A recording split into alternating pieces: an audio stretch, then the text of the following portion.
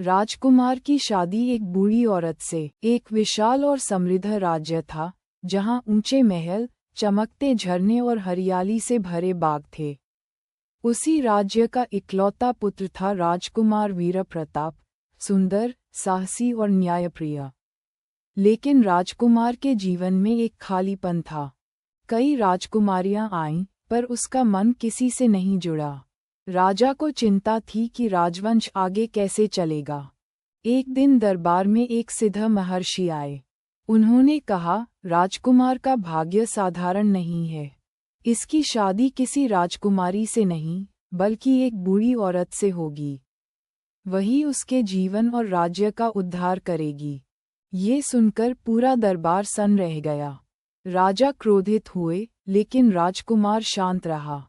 कुछ दिनों बाद राजकुमार शिकार के बहाने जंगल गया। वहां उसने एक झोपड़ी देखी, जिसमें एक बूढ़ी औरत अकेली रहती थी। झुकी कमर, सफ़ेद बाल, लेकिन आंखों में गहरी चमक। वह भूखी और बीमार थी। राजकुमार ने उसकी सेवा की।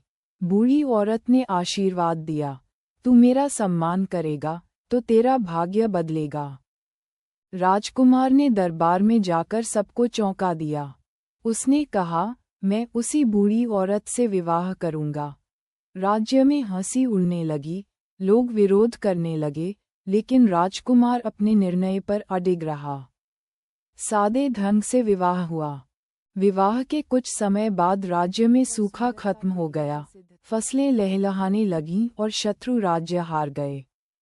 एक रात बूढ़ी रानी ने राजकुमार को अपना रहस्य बताया।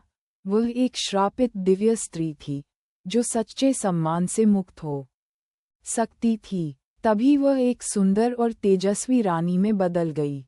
राजकुमार समझ गया कि सुंदरता चेहरे में नहीं, कर्म और आत्मा में होती है। पूरे राज्य ने रानी को सम्मान दिया। राजा को अपनी भूल का एहसास हुआ। कहानी समाप्त होती है इस संदेश के साथ, जो दिल से सम्मान करता है,